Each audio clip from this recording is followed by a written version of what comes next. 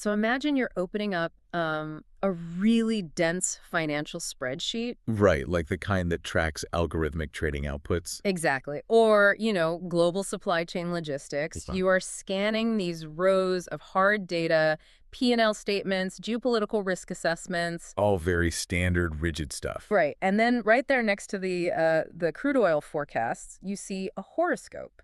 Which is just jarring to even think about. It really is. And not just a vague, you'll find love today kind of Mm. prediction, but a literal mathematically calculated birth chart for Bitcoin. A birth chart for a string of cryptographic code. I mean, it sounds like a glitch in the Matrix. Yeah. You don't typically expect to see the infinite mystical expanse of the cosmos just shoved into an Excel grid alongside cryptocurrency valuation. You really don't. But if you're looking at the source material we have today, that is exactly what you are going to find. So welcome to another deep dive. Thanks for having me. Always. Today, our mission is to unpack this highly specific, incredibly data-heavy astrological forecast for the week of April 20th to 26th, 2026. That's a fascinating document. It is. It comes from a source called Astrology, authored by Guy Harashai.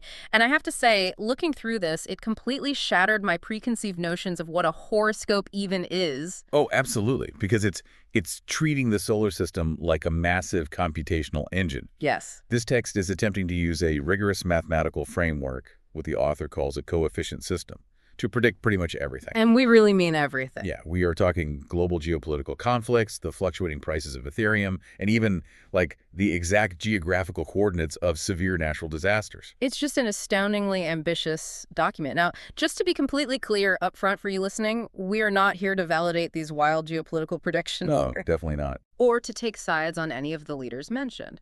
The text brings up some major political figures and nations. You've got Donald Trump, Benjamin Netanyahu, the United States, Russia, China. A lot of heavy hitters. Yeah, a lot of very politically charged subjects. But our goal today is strictly to reverse engineer the math behind this system, We take no political sides. We just want to see how it treats real-world superpowers as raw data within a celestial equation. Exactly. We are examining the architecture of the forecast itself, totally impartially. Because, well, the architecture is where things get truly fascinating. Okay, let's unpack this architecture. To understand how Bitcoin gets a horoscope, or how that week in April 2026 is supposed to unfold, we first have to understand the mathematical engine driving the entire thing. The coefficient system. Right, and I look at this and I'm instantly confused. Like, how do you assign a math score to a literal planet? I mean, that is the core of this entire methodology. In traditional astrology, planetary movements are usually interpreted as shifting energies or moods, right?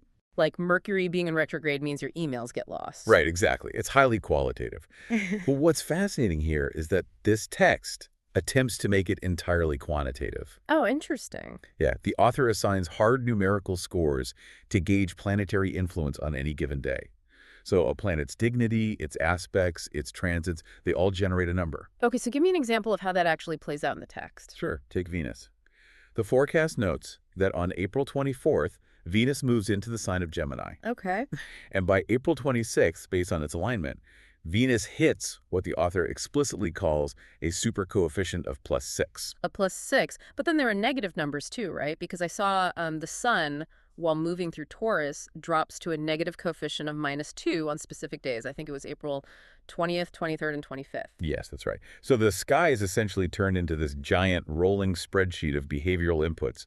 Positive integers bring harmony or expansion, and negative integers signal danger, contraction, or friction. Okay, let's unpack this further because it's almost like checking a video game character's stats. Oh, that's a good way to look at it. Right. Like, a +6 is a massive buff to your diplomacy and wealth, while a -2 is this environmental debuff that's causing chaos. Yeah.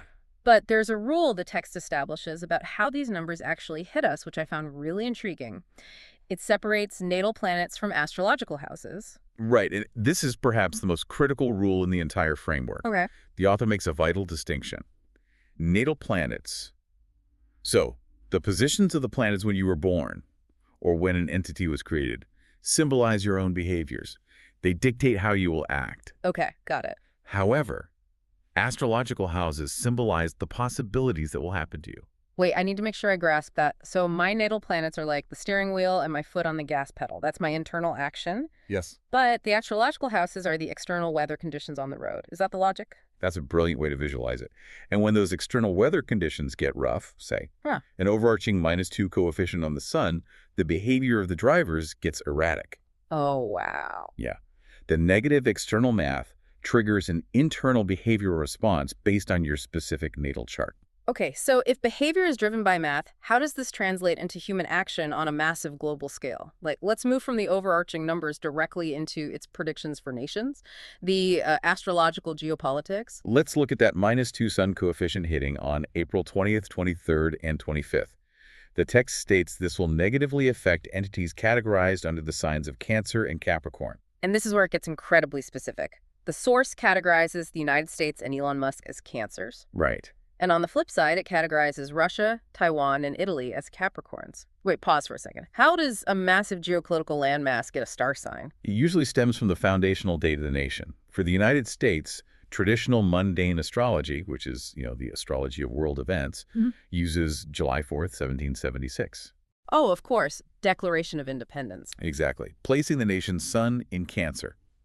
So the author is treating a sprawling country with hundreds of millions of people and complex bureaucracies exactly the same as an individual human being. That is wild. So because both the Cancer United States and the Capricorn Russia are supposedly taking a numerical hit from this -2 sun, the forecast predicts direct friction between them during those exact dates in April. Yes. The negative coefficient lowers their threshold for diplomacy, theoretically making clashes more likely. Yeah. But the text gets even more granular with the U.S. How so? Which states the United States has its natal Mars in Gemini. Because of this specific placement, the forecast predicts the U.S. might experience internal turmoil or, quote, self-harm. Hold on, I need to stop you there. Yeah. Why does Mars in Gemini equal self-harm? What is the functional logic behind that conclusion? Well, think about the archetypes. Mars is traditionally the planet of action, aggression, and war. Gemini is the sign of the twins. It represents duality, division, or communication. So if your aggressive energy Mars is placed in a sign defined by internal division Gemini, and you hit it with a negative external coefficient, the logic dictates that the aggression turns inward. Oh, I see. The nation fights itself. Wow. Okay, so the friction isn't just directed across the ocean at Russia. The math says the friction fractures the country internally. According to the framework, yes. And it maps out the aggression of other leaders and nations using this exact same formula. Like who? Well, the text points to figures who have their natal Mars in Leo. This includes Donald Trump, Benjamin Netanyahu, as well as countries like Israel, China, and Saudi Arabia. And Leo is the lion, right? Fire, pride, dominant. Precisely. And the text argues that because their planetary coefficients will fall during this late April period, they are expected to take aggressive steps. Because they're backed into a corner. Basically. The logic suggests that when their numerical standing drops, their behavioral response, which is governed by the fiery pride of Mars in Leo, is to lash out or assert dominance to regain control.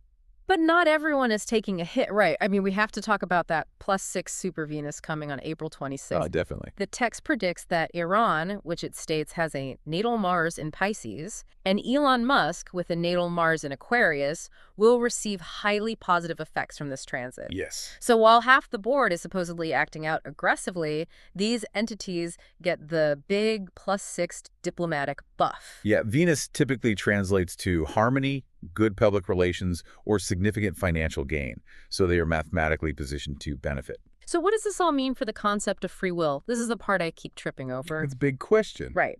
If a nation's aggressive actions or a leader's diplomatic maneuvers are supposedly locked in by a falling coefficient on a Tuesday, are they just prisoners to their birth charts? Because the author explicitly says natal planets equal behavior, does this system believe global foreign policies are just waiting for a celestial traffic light to change? It is a profound philosophical tension.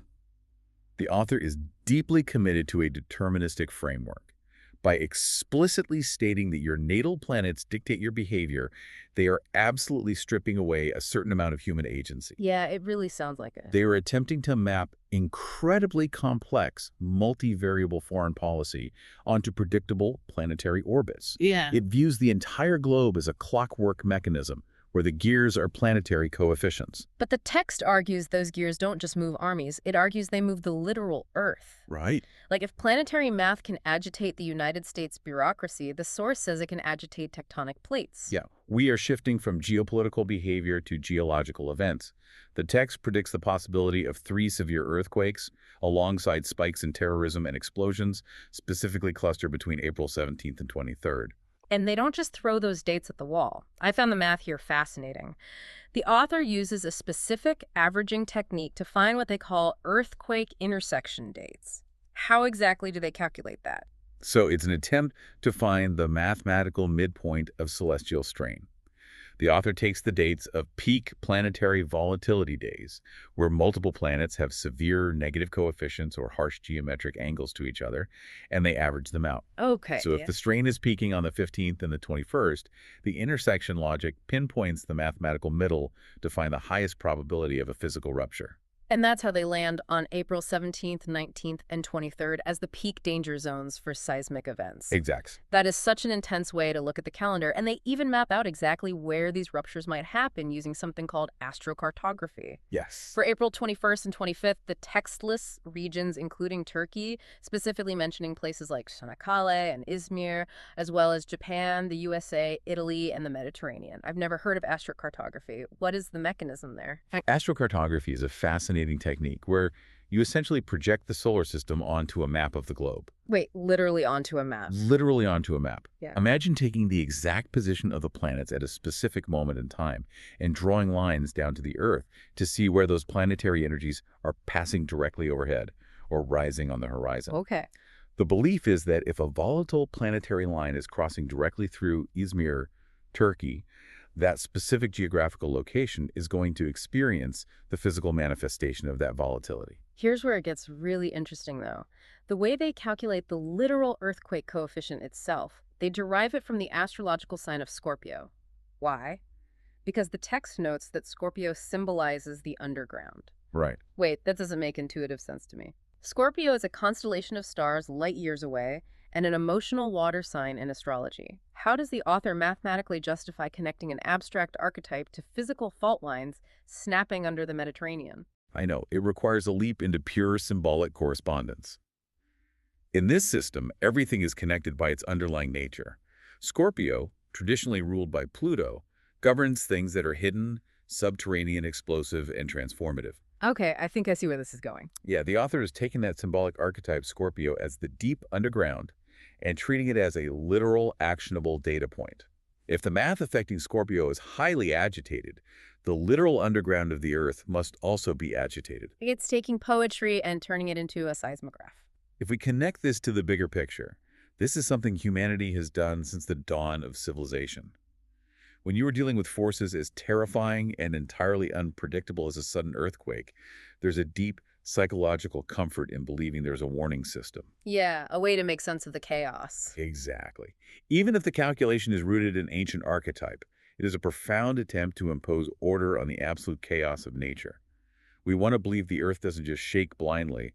We want to believe it shakes because the math says it must. We want to feel like we have the instruction manual. Exactly. Okay, so we've seen how this system claims to move tectonic plates and how it dictates the aggressive maneuvers of global superpowers.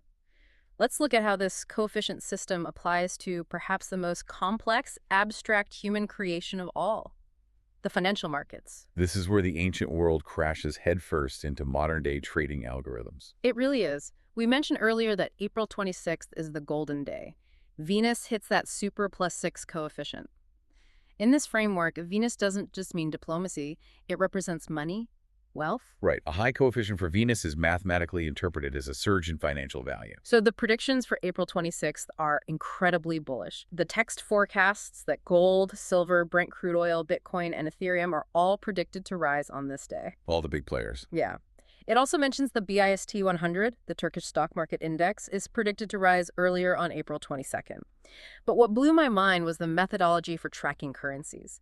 The text gives them birth charts. It treats fiat currencies and digital assets as living entities. Yes. The text states that Bitcoin has a literal birthday, January 3rd, 2009. Which is the date the Genesis block was mined by Satoshi Nakamoto. Exactly. And based on that exact date, the author calculates that Bitcoin has a natal Sun and Mars in Capricorn under the management of Saturn, and a natal Venus in Pisces under Neptune. It gives a decentralized cryptographic ledger, a spiritual blueprint. It is so wild to think of Bitcoin, this highly technical code living on servers around the world, being treated like a disciplined but moody Capricorn toddler whose allowance goes up when Venus is in a good mood. It is a funny image. But help me understand the logic here. Capricorn is ruled by Saturn, which is about restriction, structure, and discipline. Bitcoin is a highly volatile, completely unstructured rebel asset. How does the source reconcile that? What's fascinating here is that in astrological logic, Saturn rules systems, time, and hard foundations. Bitcoin's entire premise is a decentralized but highly rigid, unchangeable ledger. Oh, the blockchain. Yes, the blockchain is an immutable structure. So assigning it a Capricorn, Saturnian foundation, actually aligns perfectly with the idea of a fixed, permanent cryptographic structure. Ah, okay. The code is the structure. That makes sense. But still, mapping planetary orbits to the stock market just feels like, I don't know, a bridge too far. It sounds absurd until you dig into the underlying philosophy of what actually drives a financial market. Think about it. What causes the price of Ethereum or Brent crude to suddenly spike or crash? Well, it's human sentiment. Fear, greed, panic, optimism. Exactly. Markets are driven entirely by collective human psychology.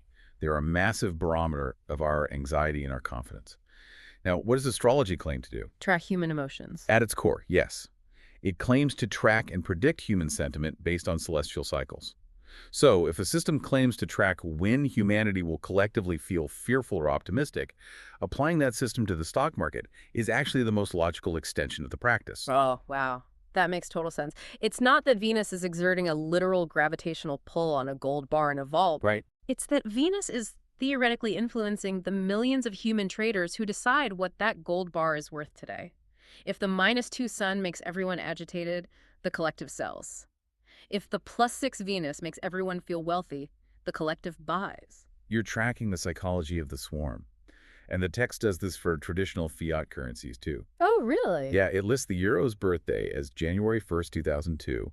It calculates the US dollar as having its natal Venus in Cancer, and the Turkish lira having its natal Venus in Scorpio.